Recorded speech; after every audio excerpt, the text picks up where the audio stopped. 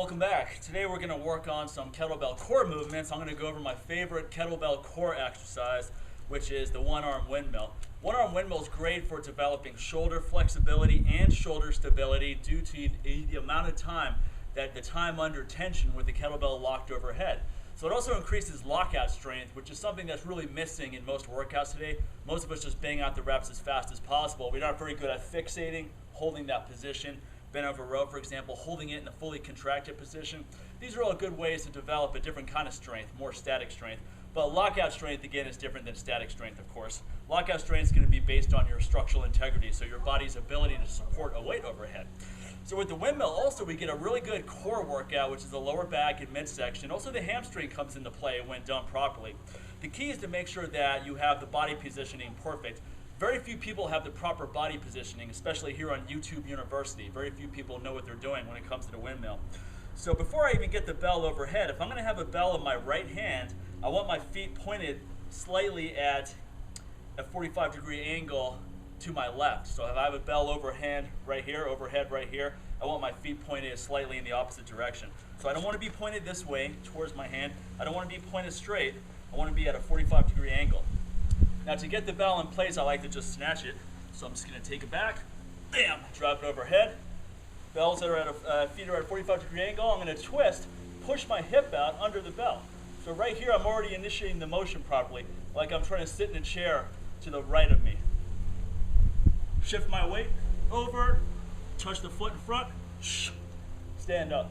Now I like to breathe in as I lean over. So I'm just going to take in a breath. Hold my breath when I come up and breathe out at the top. So one more rep. Okay, now from another angle. And thanks for spotting me, Grover. How does my technique look? Look good? All right. Now I'm going to have a bell in my left hand.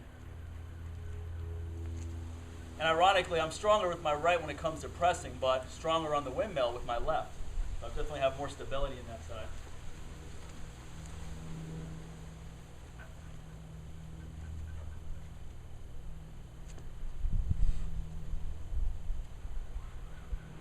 Executed properly, you should feel it in your hamstring the entire time.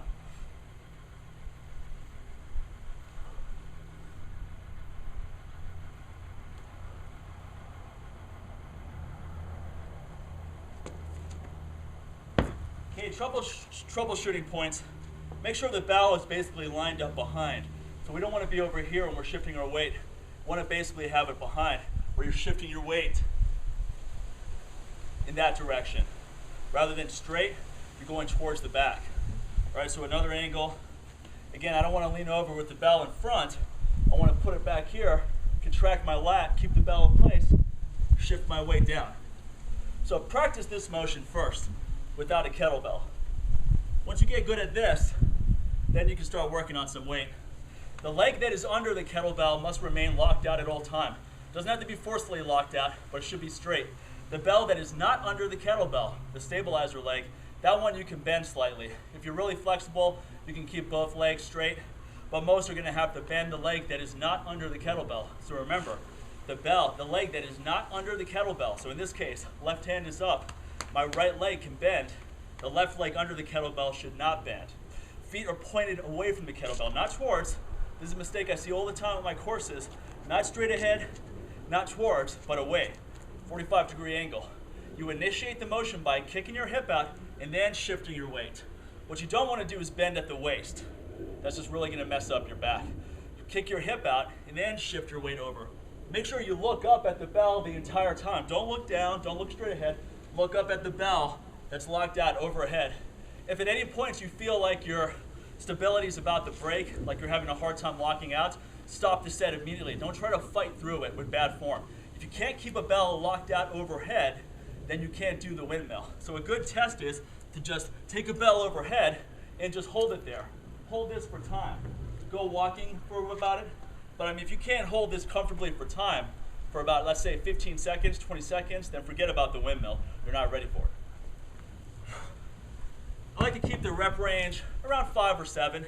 Sometimes I go in the high rep territory just to build that endurance, that strength endurance, that structural integrity endurance. So I'm going to come back in a little bit and do a high rep set with a 97-pound kettlebell. But focus on low reps and put it in the middle of your workout, not at the beginning, not at the very end, right in the middle where you're warmed up and still relatively fresh. Great core exercise, and tomorrow I'll come back with some more great core exercises. Thank you.